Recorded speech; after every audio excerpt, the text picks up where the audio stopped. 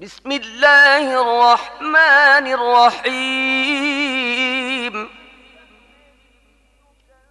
أرأيت الذي يكذب بالدين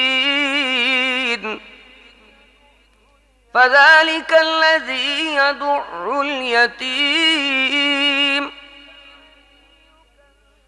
أرأيت الذي يكذب بالدين فذلك الذي يدع اليتيم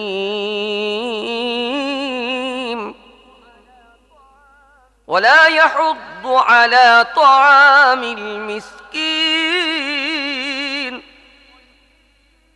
فويل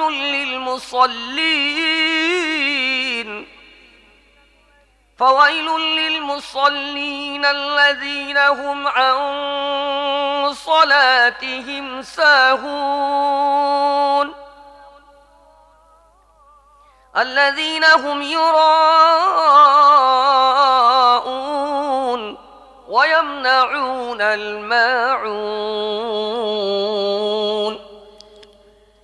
বিসমিল্লাহির রহমানির রহিম। তুমি কি তাকে দেখেছ যে আখিরাতে পুরস্কার ও শাস্তিকে মিথ্যা বলছে? সেই তো এতিমকে ধাক্কা দেয় এবং মিসকিনকে খাবার দিতে উদ্বুদ্ধ করে না।